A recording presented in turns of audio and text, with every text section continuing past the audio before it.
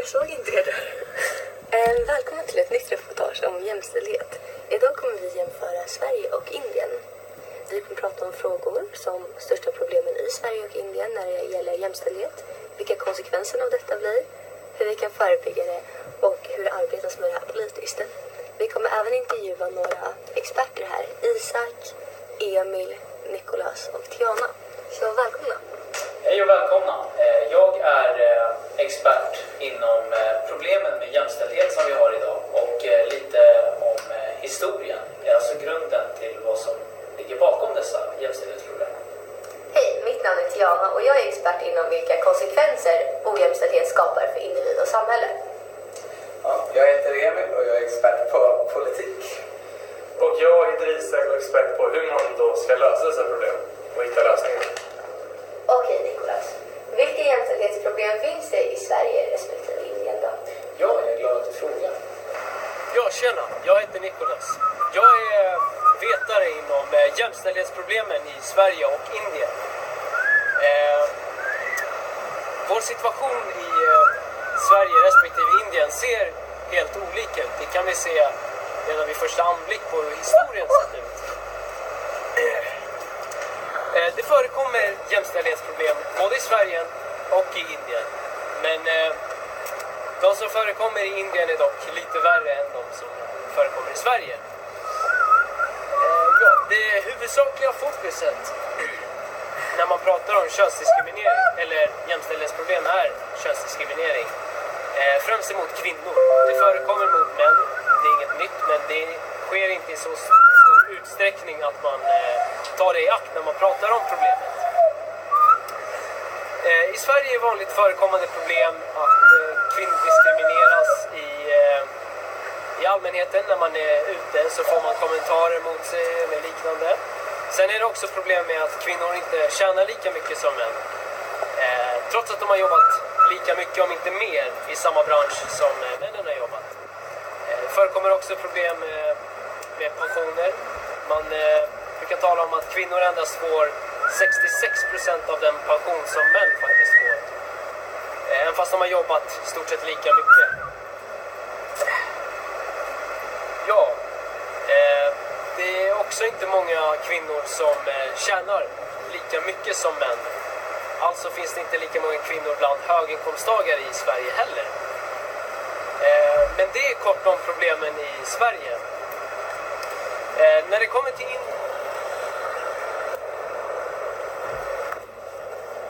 Där var ni igen. Okej. Vidare till Indien. UNICEF har gjort mätningar och lite undersökningar i Indien. Och kommer ifrån. Ja. Problem som förekommer inom jämställdhet i Indien, det är könsdiskriminering mot kvinnor, likaså i Sverige. Men det som händer i Indien, det är bland annat mer direkt diskriminering. Många väljer att när de får reda på att kvinnan, eller barnet som de får är en kvinna, att de gör abort. Flickor får i snitt amma under en mycket kortare tid än pojkarna.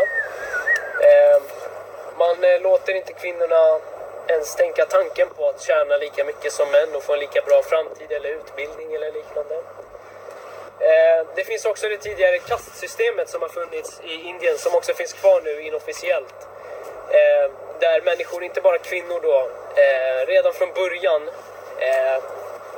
får börja som antingen en fattig eller rik människa, och man kan inte ta sig ur den här samhällsklassen, man är fast där. Det bedömer man utifrån vad man tror att den här människan varit i sitt förra liv, om det är en städare eller en politiker eller en högt uppsatt man. Och det kastsystemet tar man och använder mot kvinnor främst, men också mot män. Det är kort om det som händer i Indien. Tack för mig. Hej Tiana. Hur gynnar jämställdhet samhället och individen? Ja, men det ska jag berätta nu. Okej.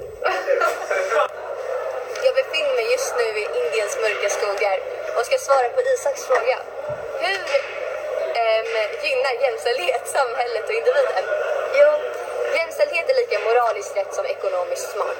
Det gynnar hela samhället ekonomiskt ifall män och kvinnor med mera jobbar lika mycket och får jämn lön. Problemet är inte om eller att män får högre lön, utan när de faktiskt får högre lön för samma saker. Om kvinnors sysselsättningsgrad och arbetstid skulle vara lika hög som männens skulle Sveriges BNP öka med 413 miljarder.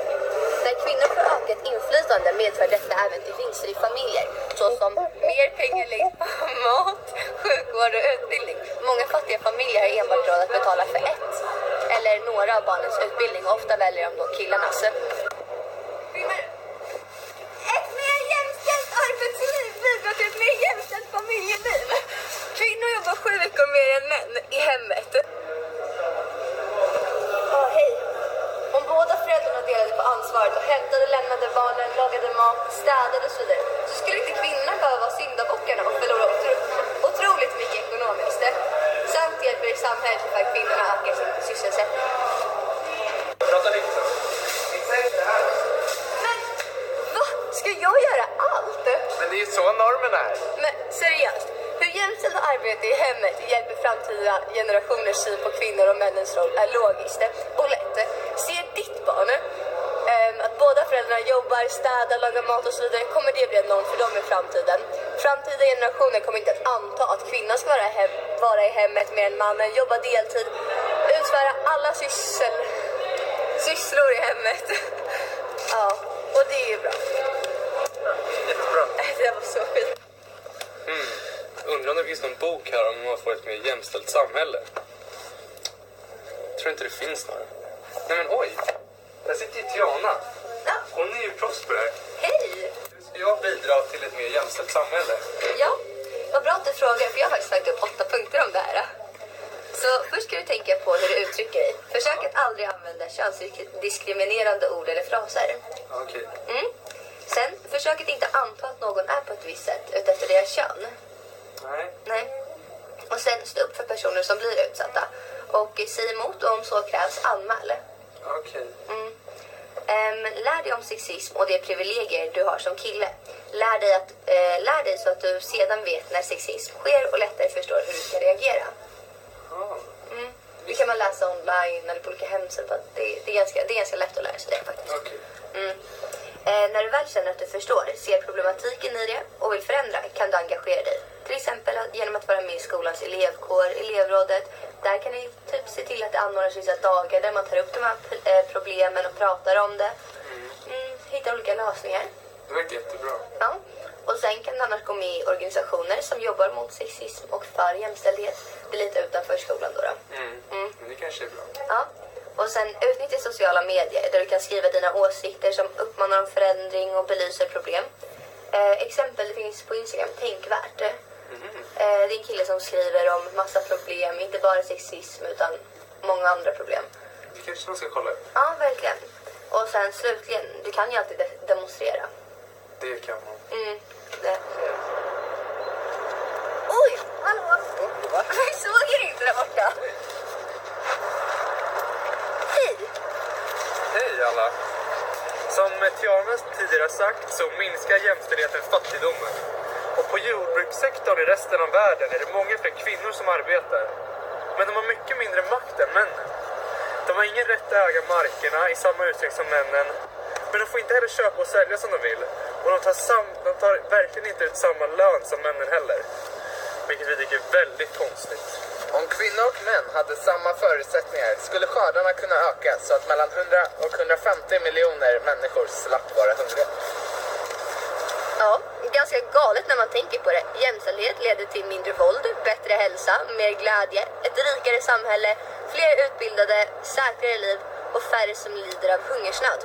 Säkert massa mer, helt ärligt. Helt klart. Ja. Det är jättesjukt. Ja. Vi vill ha ett mer jämställt samhälle. Ja. Ja. Så vad leder ojämställdhet till? Ojämställdhet i kvinnornas arbetsliv leder till att deras pension blir mycket lägre än männens. I snitt tjänar mannen 3,6 miljoner kronor mer än kvinnan under en livstid. Det leder till psykisk och fysisk ohälsa bland kvinnor och olika minoriteter. Det leder till att ett samhälle varken socialt eller ekonomiskt utvecklas till sin fulla potential.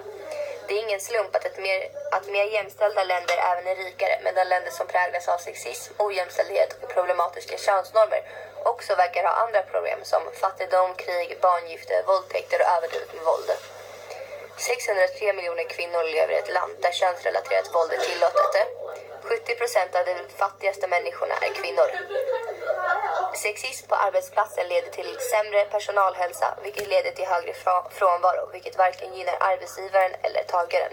Alla förlorar på arbetsplatsen, inte minst den utsatta.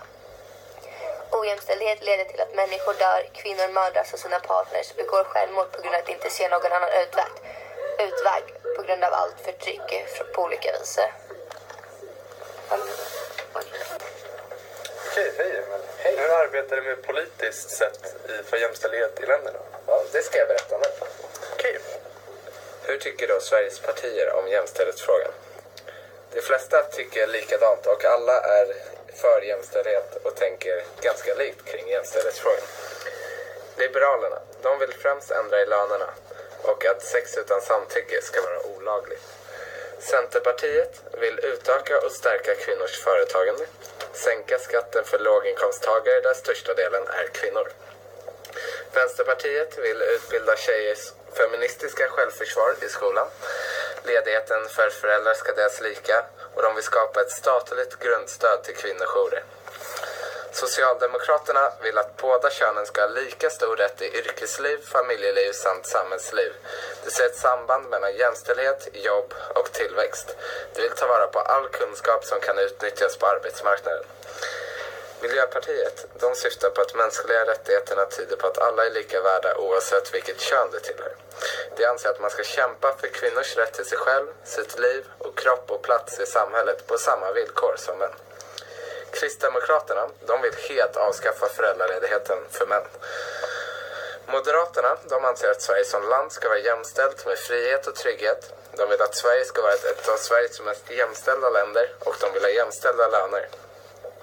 Och till sist Sverigedemokraterna som vill att staten ska ej bestämma hur föräldraledigheten ska delas upp. De vill ha offentliga register för sexdömda, abort efter vecka 12 ska tillåtas och sex utan samtycke ska vara olagligt och de vill också införa frivillig sambeskattning. I Indien är det dock betydligt värre politiskt sett.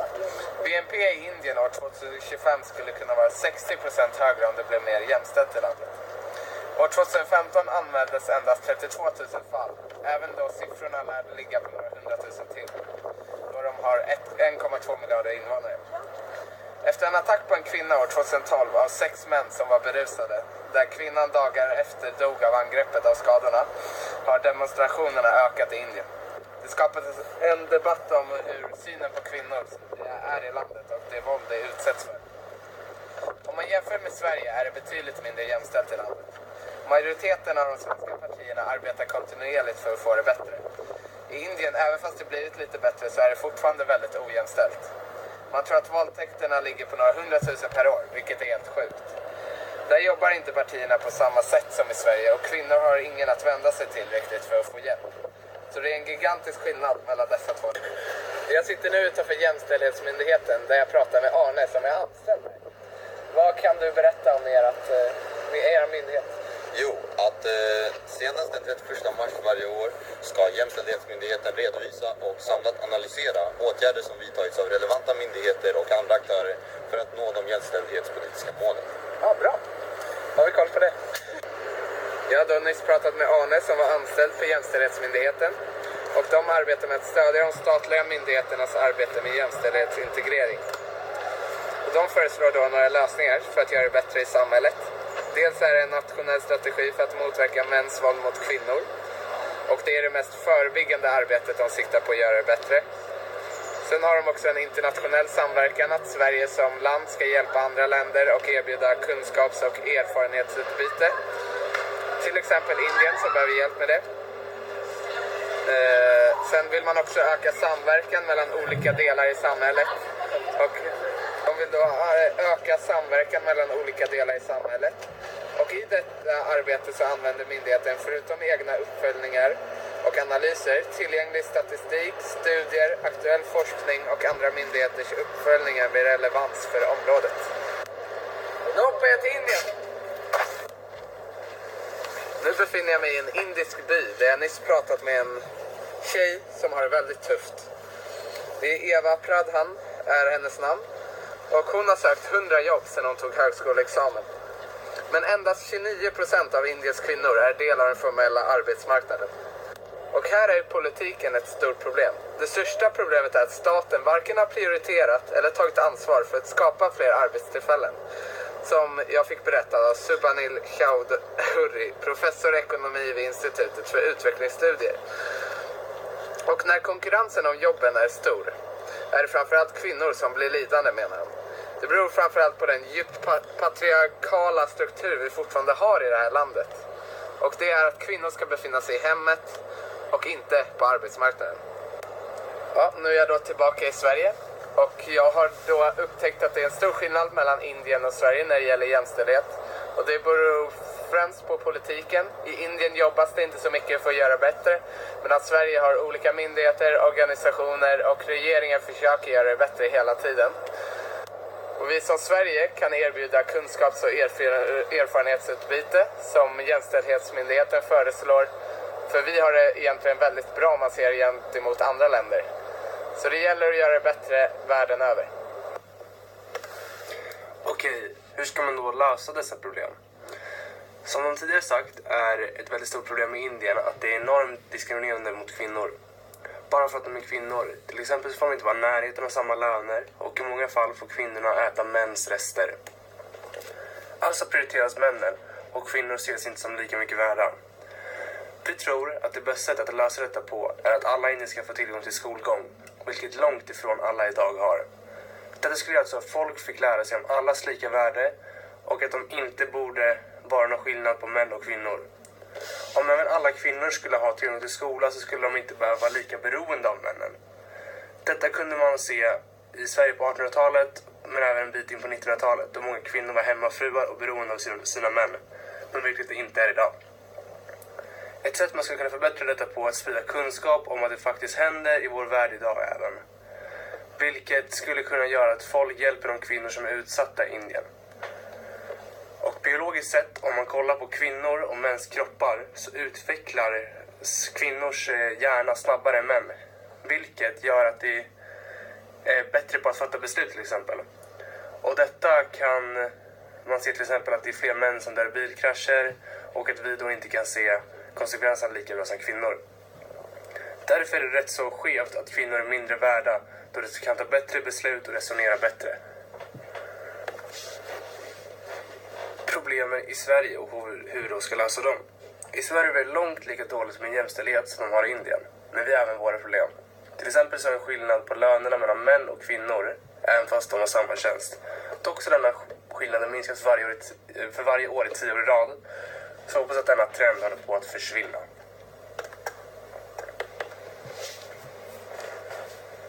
Ett stort problem som vi har i Sverige också är att kvinnodominerande yrken har lägre grundlön än männens.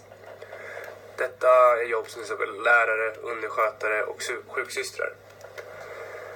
Dessa jobb är även brist på idag på grund av dels att det är så lågavlönat. En lösning på detta är att man då ska kunna få betalt under utbildningen men även att det ska vara högre löner. Vilket skulle gjort att fler ser det lönsamt att utbilda sig till det. Det är väldigt få kvinnor som är toppchefer. Ungefär 1 av 5 vd är kvinna enligt chefsorganisationen Ledarna. Även fast kvinnorna har högre utbildning i regel enligt Statistiska centralbyrån. Detta tror vi är på grund av hur historien ser ut och att män i historien inte vill ta order från kvinnor. En lösning på detta är att män som inte kan ta order från kvinnor och helt enkelt inte respekterar dem på arbetsplatsen ska få sparken helt enkelt eftersom att de inte för jämställdhet i så fall och då är de ingenting som man bör ha på en arbetsplats. Så saker som kan förhindra diskriminering på arbetet kan vara att man går kurser om till exempel jämställdhet men även att de som inte är för jämställdhet blir av med jobbet. Om man till exempel sexuellt ofredar eller inte kan ta order av en kvinna.